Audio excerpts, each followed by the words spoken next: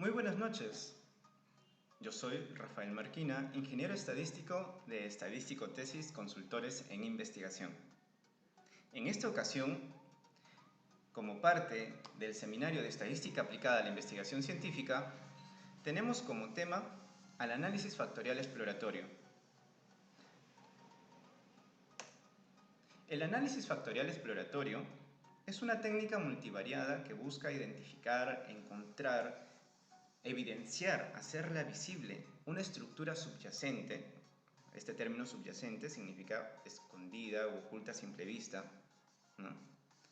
Pero a través de un número reducido o mínimo de factores que expliquen la máxima cantidad de información contenida en estas variables analizadas, que vienen a ser los ítems, en base a la variabilidad en común que existe entre ellas.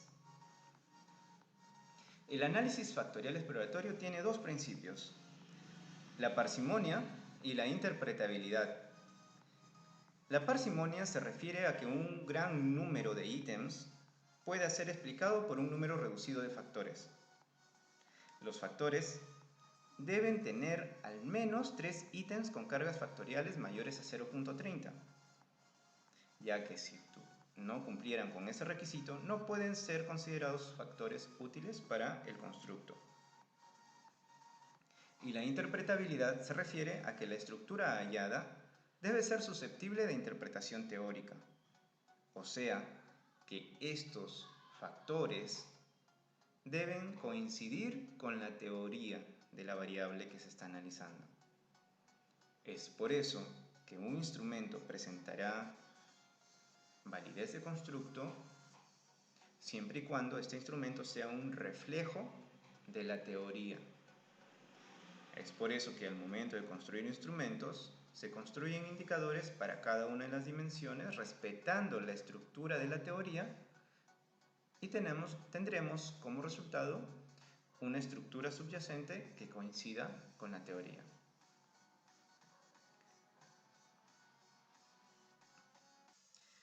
¿Qué hace el análisis factorial exploratorio? Lo primero que hace es agrupar a los ítems según la proporción de variabilidad común que hay entre ellos. ¿Cómo así? Lo que hace primero es correlacionar los ítems todos contra todos y agruparlos según el grado de correlación que existe entre ellos. Pero lo hace a través de una matriz de correlaciones elevadas al cuadrado. Estos valores de esta matriz de correlaciones elevadas al cuadrado indican cuál es la proporción de variabilidad que hay en común entre cada par de ítems. ¿Cómo así? Por ejemplo, el ítem 1, x1, con el ítem 2, ¿qué tanto tienen en común en proporción? Aquí el valor es 0.38. Esto indica, en términos de porcentaje, que el ítem 1 y el ítem 2 tienen un 38% en común, o de variabilidad en común. Así sucesivamente, por ejemplo, el ítem 1 con el ítem 3 tienen un 64% de variabilidad en común. Como para que se entienda de una forma analógica, dos personas tienen mucho en común cuando comparten gustos, preferencias, de repente el gusto por alguna marca de ropa, las preferencias por cierto tipo de música, por comidas, ¿no? Por estilos de vida. Mientras más cosas en común tengan, su comportamiento va a variar de forma similar. De igual manera, en los ítems. Estos valores de la matriz de correlaciones elevadas al cuadrado indican qué tanto en común tiene el comportamiento de cada par de ítems. Ahora, esta matriz de correlaciones, ya que se refiere a variables cualitativas en escala ordinal, está construida en base al coeficiente de correlación policórico, que es el adecuado para correlacionar variables en escala ordinal o con varias categorías de respuesta. Si fuera solamente de dos categorías de respuesta, los ítems, o sea, ítems dicotómicos, se utilizaría el coeficiente de correlación tetracórico. Pero si se trataran de variables cuantitativas continuas, ahí sí se utilizaría el coeficiente de correlación de Pearson.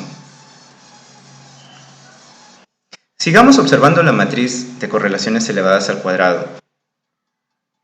Como les dije, inicialmente se correlacionan todos contra todos y agrupa aquellos ítems que se correlacionan más entre ellos o que tienen una mayor proporción de variabilidad en común entre ellos. Es así que los ítems del 1 al 8 se han agrupado en un primer grupo que van a ser el primer componente. Si observan, los valores son más altos en comparación al grado o proporción de variabilidad en común que tengan con los demás ítems. De la misma manera, los ítems del 2 al 13, que presentan valores más altos entre ellos, ¿no? Tienen mucha más variabilidad en común entre ellos mismos que con los demás ítems del test. Y de igual manera los ítems del 14 al 19, ¿no? Que tienen una mayor proporción de variabilidad en común entre ellos que con los demás ítems del test. Entonces ahí ya se puede evidenciar la presencia de 3 factores latentes en estos 19 ítems. Lo que también podemos observar es de que en la diagonal de esta matriz aparecen valores 1. ¿Qué quiere decir eso? Que el ítem 1 consigo mismo tiene en común el 100% de variabilidad. Es decir, por ejemplo, en personas, ¿qué tanto en común tengo yo conmigo mismo? Obviamente el 100%. Entonces, eso es lo que indica el 1, que estos ítems tienen en común el 100% de variabilidad en común entre ellos. Y así se calcula también la variabilidad que tienen en común con los demás ítems, que obviamente va a ser diferente de 1. Listo, entonces ese es el primer paso del análisis factorial exploratorio. Luego de ello, aplica métodos de extracción. Estos métodos de extracción nos ayudarán a calcular los valores de las saturaciones o pesos o cargas factoriales de los ítems sobre los factores a partir de la matriz de correlaciones que vimos anteriormente. Para ello utiliza algunos métodos de extracción. Podemos mencionar principalmente al método de componentes principales y al método de ejes principales. Estos dos métodos consisten en extraer factores que expliquen la mayor parte de la varianza total. Por ejemplo, el método de componentes principales hace eso. Extrae, por ejemplo, el primer factor, que será un factor o componente que explique la mayor parte de la varianza total del test. El segundo factor explica la mayor parte de la varianza total de lo que queda, de lo que no está siendo explicado por el primer factor. El tercer factor, de igual manera, explica la mayor cantidad de varianza de lo que no explica el primer y segundo factor. Además, considera la varianza común, la varianza específica y la varianza atribuible al error. La varianza común es la comunalidad, o sea que tanto en común tiene el modelo o el constructo con cada uno de los ítems. Este método de componentes principales es útil para reducir una gran cantidad de ítems. Por ejemplo, si el test tiene 60, 70, 80, 90 ítems, el método de componentes principales es el más adecuado. El método de ejes principales, a diferencia del método de componentes principales, lo que hace es encontrar una solución pero sin contaminación de la varianza específica y de la varianza atribuible al error. Sin embargo, su deficiencia es de que no es útil para una gran cantidad de ítems, sino es útil para una cantidad reducida de ítems. Sin embargo, si se puede aplicar cualquiera de los dos métodos cuando los niveles de confiabilidad de estos ítems son adecuadas o son elevadas. Ahí las soluciones son poco diferentes entre estos dos métodos. También tenemos el método de máxima verosimilitud, que provee factores con la mayor probabilidad de reproducirse. ¿Qué quiere decir eso? Que son aquellos factores que se van a replicar o tienen la mayor posibilidad de replicarse en otras poblaciones. Son las mejores estimaciones que se pueden dar. Es por eso de que tienen las cualidades de los mejores estimadores. Son asintóticamente insesgados, son eficientes y se distribuyen normalmente, siempre y cuando se cumplan los supuestos para los cuales está hecho este método de máxima verosimilitud. También tenemos el método alfa. El método alfa maximiza el valor de alfa de Cronbach para cada uno de los factores extraídos. Es decir, los factores que se extraigan mediante este método van a presentar los niveles del valor de alfa de Cronbach más altos posibles que se puedan obtener de la cantidad de ítems que tenga el test. También tenemos el método paralelo, el cual selecciona los componentes o factores comunes que presenten los valores propios más altos que se obtengan o que se podrían obtener por cuestiones del azar. ¿Cómo así? ¿Por qué el nombre de paralelo?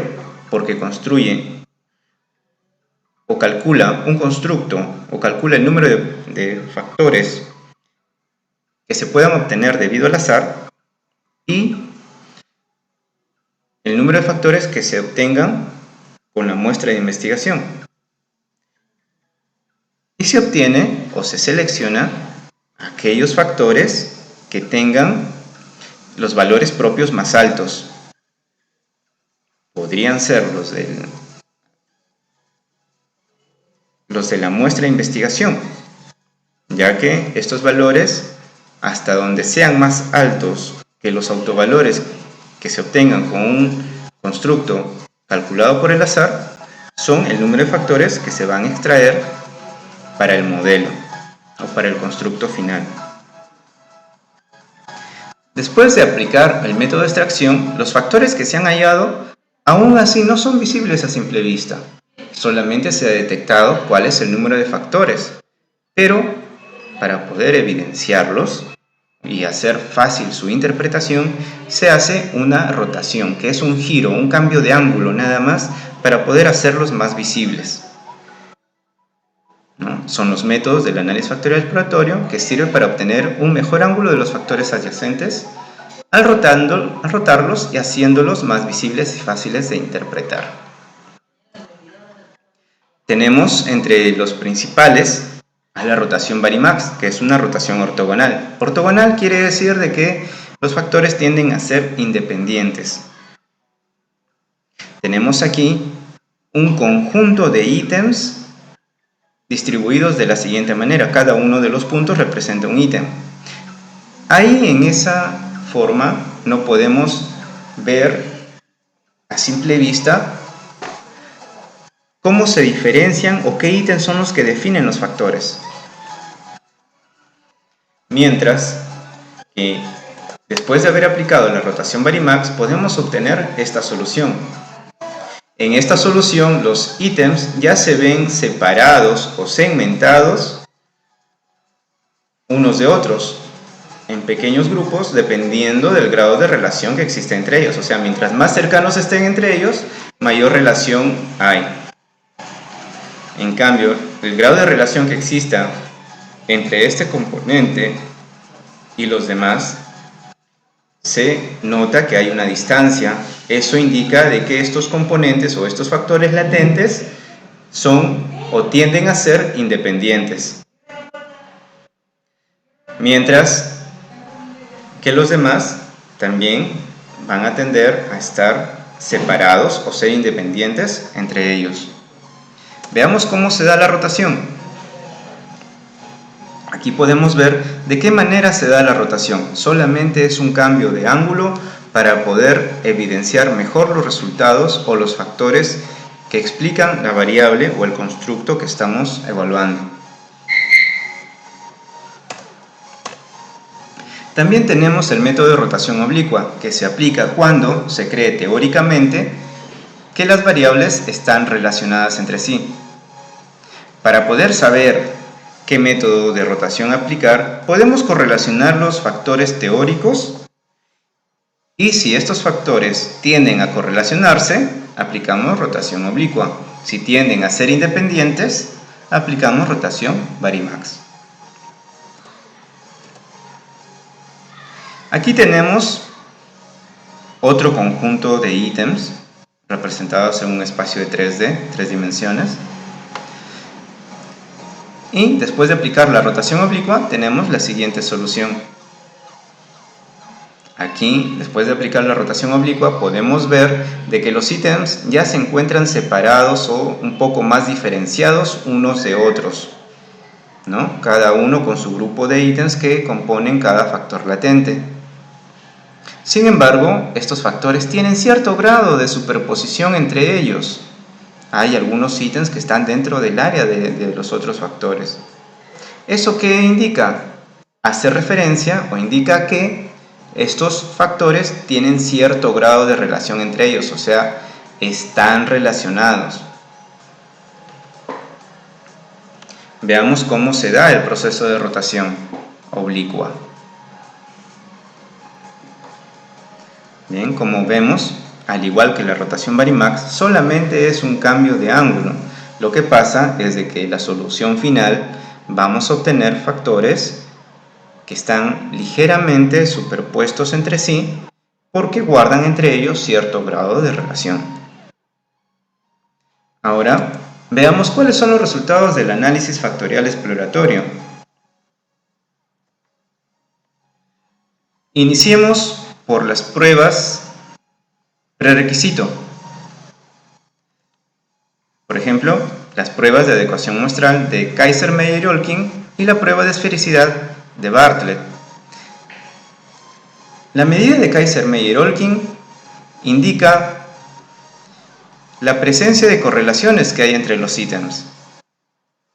Y la prueba de esfericidad de Bartlett evidencia si los ítems siguen una distribución normal múltiple.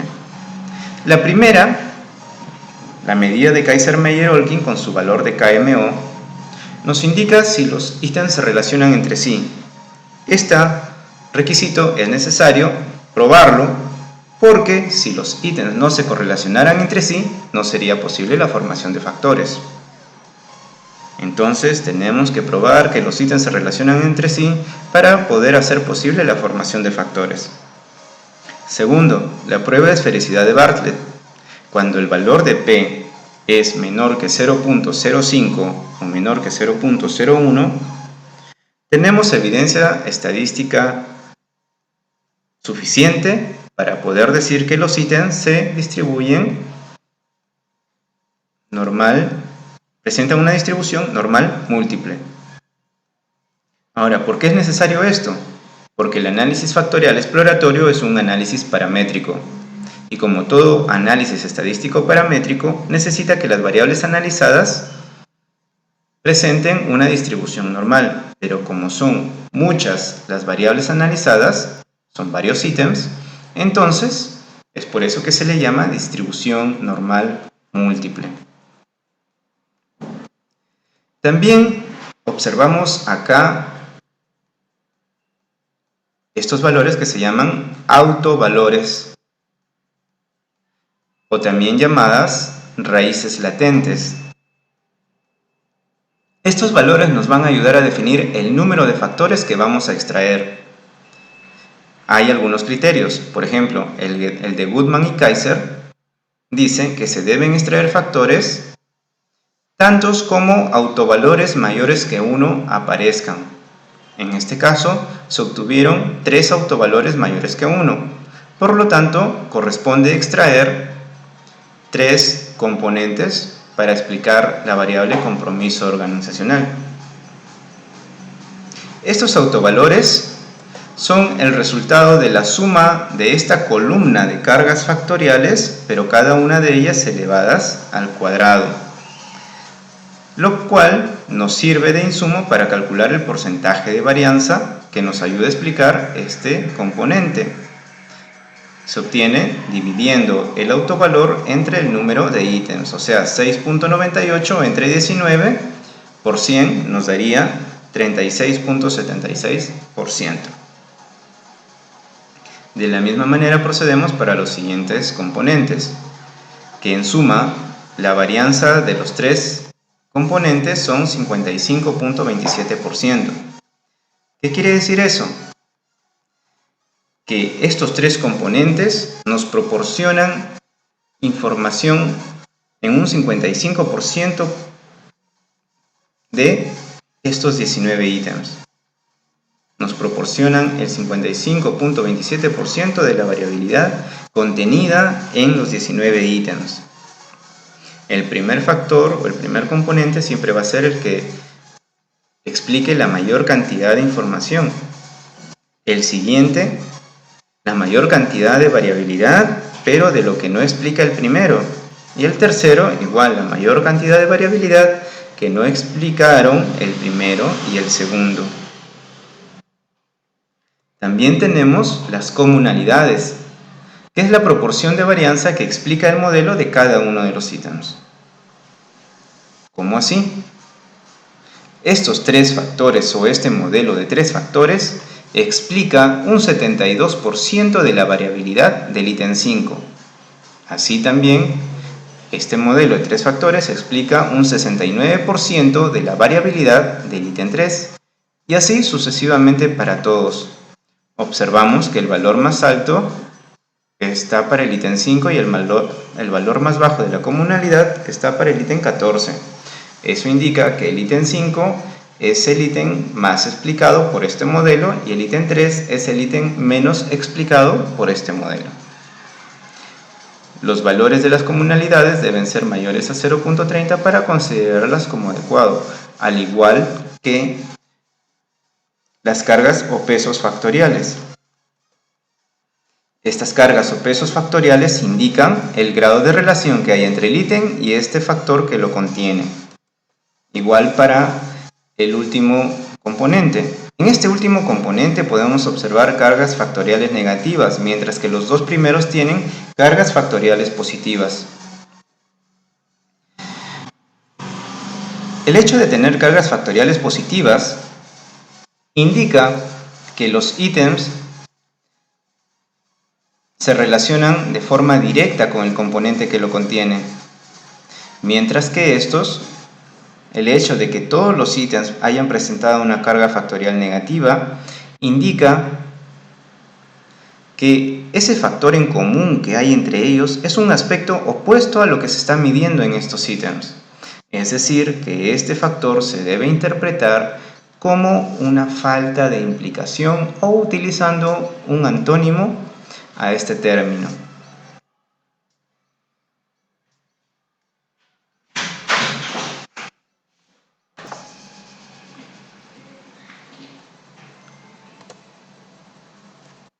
Bien, entonces estos son los resultados del análisis factorial exploratorio.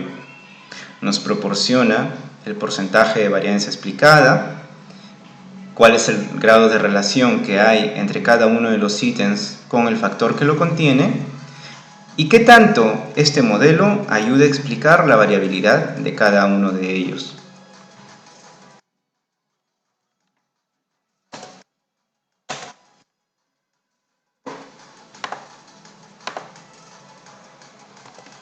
Bien, ustedes ya saben de que nos pueden hacer llegar sus consultas mediante nuestras páginas de Facebook.